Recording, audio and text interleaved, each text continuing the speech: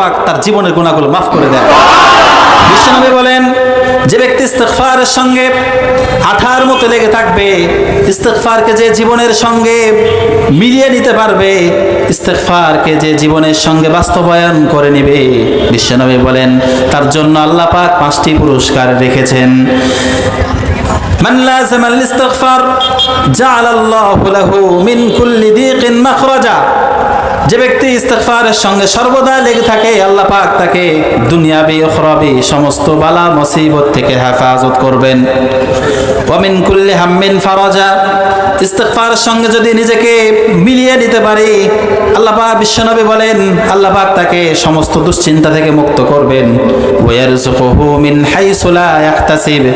বিশ্বনবী বলেন 3 নম্বর যে ফায়দাটি হবে তা হচ্ছে তার দুনিয়াবি রিজিকের কখনো কোনো অভাব থাকবে না। 4 নম্বর বিশ্বনবী বলেন ইন্নাল্লাহা মুআযযিবাহুম ওয়া হুম ইস্তাগফিরুন। আল্লাহ পাক তাকে দুনিয়া আর আখিরাতের মধ্যে সমস্ত আযাব থেকে হেফাজত করবেন। আর 5 নম্বর আল্লাহ পাক তাকে মুস্তাজাবুদ দাওয়া বানিয়ে দিবেন।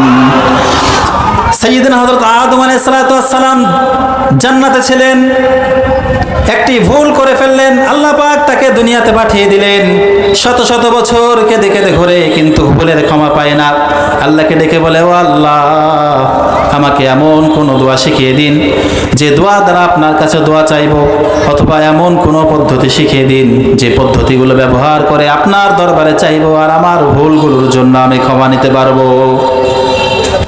রব্বুল আলামিন বলেন, তুমি আদম, তুমি নিজের হাতগুলোকে উত্তোলন করো, অনুতপ্ত হও, চোখের পানি ছড়াও আর বলো, রব্বানা যালামনা আনফুসানা ওয়া ইল্লাম তাগফির লানা ওয়া তারহামনা লানাকুনান্না মিনাল খাসিরিন।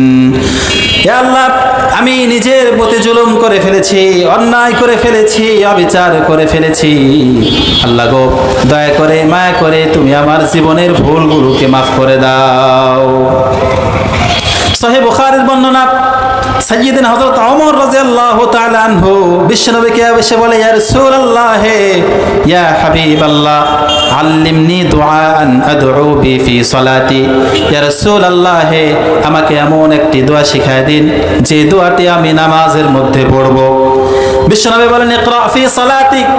ইয়া ওমর, তুমি নামাজের মধ্যে পড়ো, আল্লাহুম্মা ইন্নী যালামতু নাফসি যুলমান কাসীরা ওয়ালা ইয়াগফিরুয যুনুবা ইল্লা আনতা ফাগফিরলি মাগফিরাতাম মিন ইনদিক ওয়ারহামনি ইন্নাকা আনতাল গফুরুর রহিম। আল্লাহুম্মা ইন্নী যালামতু নাফসি যুলমান কাসীরা। ও আল্লাহ, জীবনে অনেক ভুল করে ফেলেছি, অনেক অন্যায় করে ফেলেছি, অবিচার করে ফেলেছি, এই ভুলগুলোকে তুমি ক্ষমা করে দাও।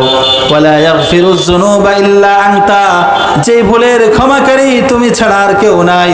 ফাগফিরলি মাগফিরাতাম মিন ইনদিক ওয়ারহামনি ইন্নাকা আনতাল গফুরুর রহিম।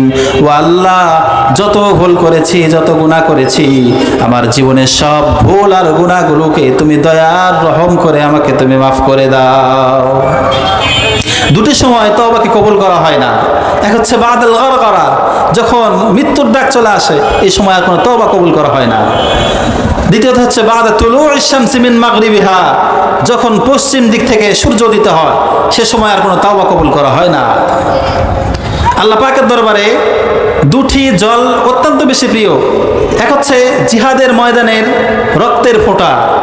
আপনি ইসলামের জন্য জিহাদ করতে গিয়েছেন, শরীরে প্রচণ্ড শক্তি, আপনি বীর মুক্তি, বীর যোদ্ধা, আপনি জিহাদের জন্য গিয়েছেন, আপনার শরীর কেটে ঝরঝর করে রক্ত পড়ছে, এই রক্তের ফোঁটাগুলো জমিনে পড়ার আগেই আল্লাহ পাক তার জীবনের গুনাহগুলো মাফ করে দেয়। আর দ্বিতীয়ত হচ্ছে অনুতপ্ত ব্যক্তির চোখের পানির ফোঁটা। যখন কোনো ব্যক্তি অনুতপ্ত হয়, তো এই অনুতপ্ত ব্যক্তির চোখের পানি ফোঁটাগুলো আল্লাহ পাকের দরবারে অতি প্রিয়, অতি মাহবুব, অতি পছন্দনীয়। আলী রাদিয়াল্লাহু আনহুর 1 নম্বর নসিহত ছিল, তোমরা বেশি বেশি ইস্তিগফার করো, বেশি বেশি ইস্তিগফার করো। এবার আসুন,